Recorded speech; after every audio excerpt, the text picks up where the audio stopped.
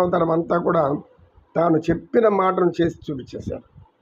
ఎవరిని చంపుతాలో వాళ్ళని చంపుతూ వచ్చేశాడు. ఇలా మానవులందరూ నశించిపోయేవాళ్ళే కనుక ఈ నశించిపోయే శరీరాన్ని పట్టుకొని నవ్వు రాక, నవ్వలేక, చిరునవ్వు లేకుండా, మంచి చూపులు లేకుండా, అందరినీ కనికరం, దయ, జాలి, ప్రేమ అనేది పూర్తిగా విడిచిపెట్టి రాక్షస భావం కలిగిన వాడు కంసుడిలాగా మారిపోతే ఎట్లా? అర్జున, నీలో ఏమైంది ఆ జ్ఞానము? అశోచ్య నమశోచత్వం ప్రజ్ఞావాదాంశ భాష గతాసు అగతాసుంచ. బ్రతికి ఉన్న వారి గురించి కానీ, చనిపోయిన వారి గురించి కానీ, అంటే ఏమి, ఈ శరీరం వదిలి వెళ్ళిపోయిన వాళ్ళ గురించి కానీ, ఈ శరీరంతో ఉన్న వాళ్ళ గురించి కానీ, వాళ్ళు ఇప్పుడేమవుతారో కానీ నువ్వు ఏం చెప్పగలరు? ఎవరేం చెప్పగలరు? నువ్వు చంపాలనుకుంటున్న వాళ్ళని చచ్చిపోతారా? చనిపోతారు చెప్పండి? చనిపోరు కదా. నువ్వు ఎవరిని చంపాలనుకుంటున్నావు? నా బంధువులు అంటున్నావు. బంధువులు నువ్వు చంపకపోయినా వాళ్ళు సావరా? వయసునకు సావాల్సిందే. నీ గురువృద్ధులు అన్నావు. వాళ్ళు ఏం చేశారు? వారి ధర్మాన్ని వాళ్ళు మరచారు, స్వార్థంలోకి వెళ్ళిపోయారు. ఎవరు? భీష్మ, ద్రోణ, కర్ణ, అందరూ కూడా ఏ స్వార్థంలోకి వెళ్ళిపోయారు? కురువంశాన్ని కాపాడాలి. మరి పాండవులకు అర్ధరాజ్యం ఇవ్వాలి కదా. రాజ్యాన్నంతా జయించింది ఎవరు? పాండు మహారాజు కదా. అన్న పేరు చెప్పుకో నేను సంపాదించాను. మరి అందముల్లా అన్నాక భాగం సమానంగా ఉండాలి కదా. కనుక అటువంటి పరిస్థితి లేదు. కనుక భీష్ముడు కూడా అధర్మం పక్కన స్వార్థంతో ఓడిపోయాడు. భీష్ముడు కూడా స్వార్థమే. ఎందుకు? సత్యవతికి మాట ఇచ్చాడు, నేను కురువంశాన్ని కాపాడుతానని. కానీ ధర్మాన్ని కాపాడుతానని ఆయన మాట ఇవ్వలేదు. కనుక భీష్ముడు కూడా మహాజ్ఞాని, మహాత్యాగ పురుషుడు. భీష్మ ప్రతిజ్ఞ చేసేటువంటి వాడు. సృష్టిలో ఆయనకి మించినటువంటి జ్ఞానం లేనివాడు లేదు. ఆయనకి ఉన్నంత జ్ఞానం ఉన్నవారు ఎవరు లేరు. అంతటి జ్ఞాని ఒక్క చిన్న స్వార్థం అనే అధర్మం వల్ల ప్రాణాలు కోల్పోవాల్సి వచ్చింది. స్వచ్ఛంద మరణం ఉంటుంది ఆయనకి. సకల శాస్త్ర పారంగతుడిలాగా, మహాజ్ఞానిలాగా మాట్లాడుతున్నావు అర్జున. ఈ యొక్క సత్యం తెలియకుండా నువ్వు బాధపడుతున్నావు. ఏం సత్యం అది? శరీరాలు శాశ్వతం కాదు. మరి శరీరంలో ఉన్నవాడు ఈ శరీరాన్ని విడిచి వెళ్ళాక ఈ శరీరం కదులుతుందా? మాట్లాడుతుందా? చూస్తుందా? నడుస్తుందా? ఏమైపోతుంది? శవమైపోతుంది, లేదా పార్థివ దేహం అయిపోతుంది, ఇంకేదో అవుతుంది, భౌతిక కాయం అయిపోతుంది. అంటే అలా పేరు పెట్టుకుంటారు మనవాళ్ళు. అందరిది భౌతిక కాయమే. వారు ఎటువంటి తేడాలు ఉన్నా, తక్కువ కులస్తులు, ఎక్కువ కులస్తులు, అది కూడా శరీరమే. అన్నీ శరీరాలే. కనుక ఆదిశంకరాచార్యులు ఒకసారి ఆయన కాశీ నుంచి తిరిగి వస్తూ ఉంటే దర్శనం చేసుకొని ఒక చండాలుడు, మనకు అది చెప్పుకున్నాడు, చండాలుడు కుక్కలను పట్టుకొని వెళ్తూ ఉంటే అక్కడ ఆయన శిష్యులను తొలగు అంటున్నారు. వరగబో గురువు గారు వస్తున్నారు. అయితే ఆ చండాలుడు బాసిన బట్టలు భీకరంగా ఉన్నాడు. ఆయన యొక్క శంకరాచార్యుల కళ్ళలో చూస్తూనే ఉన్నాడు. శంకరాచార్యుడికి ఆ మాటలు వినిపించాయి. వెంటనే అర్థమైపోయింది, ఓహో, ఈశ్వరుడు నన్ను పరీక్షించడానికి వచ్చాడు. తొలగు అంటే శరీరాన్ని తొలగమంటావా, లేక లోపల ఉన్నటువంటి ఈ ఆత్మను తొలగమంటావా? అంటే ఆత్మ ఉంది కాబట్టి నేను నడుస్తున్నాను.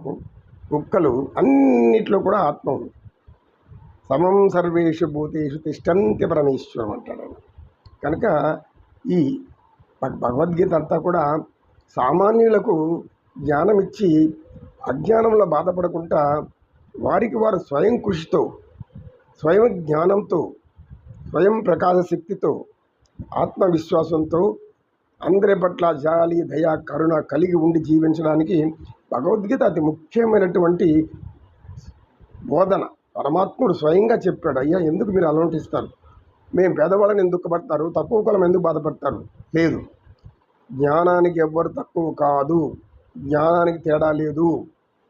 అందుకే పండితాహ అన్నాడు ఆయన. పండితులు దీనికి దుఃఖపడరు. దేనికి? బతికుండే వాళ్ళకి కానీ, చనిపోయిన వాళ్ళ గురించి కానీ, చావబోతున్న వాళ్ళ గురించి కానీ, అయ్యో నా వాళ్ళు చనిపోతారే, అయ్యో ఎట్లా అంటే, సాగు వస్తే అందరూ పోవాల్సిందే కదా. ఈ శరీరం వస్తే ఎవడూ శాశ్వతం కాదు. కనుక శరీరాన్ని విడిచిపెట్టాలన్నప్పుడు ఆయన వెళ్ళిపోతారు. పరమాత్మ ఆయన దగ్గరికి వెళ్ళిపోతుంది. మళ్ళీ ఇందులో ఉన్నటువంటి రిప్రజెంటేటివ్, ఆత్మ అనే రిప్రజెంటేటివ్ ఉన్నంతవరకే మనం మాట్లాడతాం. ఆ తర్వాత no no voice and no smiling and no seeing anything. కాబట్టి ఏది చూడలేము, ఏమీ లేదు. ఇది తెలియకుండా అమాయకులు ఇతరులను పీడించడం, హింసించడం, బాధించడం, వికారమైన చేష్టలు చేయటం, ఇవన్నీ ఎంత దుర్మార్గము ఎవరికి అర్థం కావడం. ఇది ఎంత పాపానికి దారితీస్తుందో, ఆ తర్వాత ఎంత నరకానికి తీసుకెళ్ళిపోతుందో. నరకము పాపం అంటే ఏమి తర్వాత తెలుస్తుంది. ఎప్పుడు తెలుస్తుంది? అనుభవించినప్పుడు తెలుస్తుంది. అంతవరకు తెలియదు. అనుభవించి కొంచెం ఒకసారి అనుభవించి రుచి చూసినా కూడా ధర్మాన్ని పట్టించుకోరు. కనుక ఇటువంటి వాళ్ళు రాక్షస జాతి అంటారు. రాక్షస జాతి అంటే ఏమి? తమ కులాన్ని ఉద్ధరించుకునేవాడు మాత్రమే ఎవడు కంసుడు. కనుక అటువంటి వాళ్ళు రాక్షసుడు. వాళ్ళని మాత్రమే గొప్పగా చూసుకుంటారు, మిగతా వాళ్ళని నీచంగా చూస్తారు.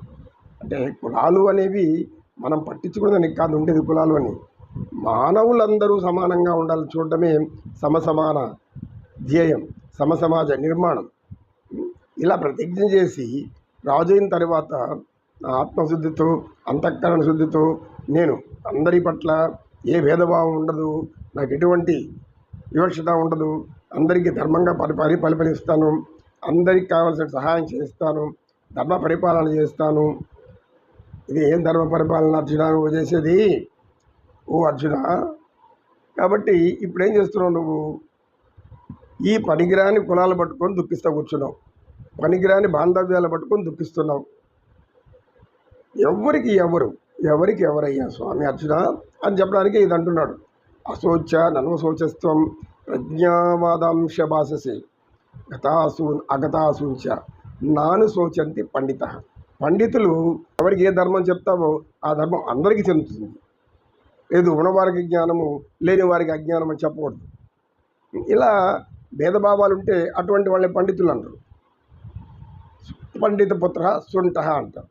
సామెత కూడా ఉంది, పండిత పుత్ర శుంఠ. పూర్వీకులు జ్ఞానవంతులు అంటారు. ఈ పాండిత్యాన్ని కొంచెం నేర్చుకున్న తర్వాత తేడాలు చూపిస్తూ ఉంటారు, అంతరాలు. ఈ అంతరాలు చూపించడం వల్ల ఏమవుతుంది? చెడ్డ పేరు వస్తుంది, అందరి దగ్గర తిట్లు తినాల్సి వస్తుంది, అందరూ హీనంగా చూస్తూ ఉంటారు.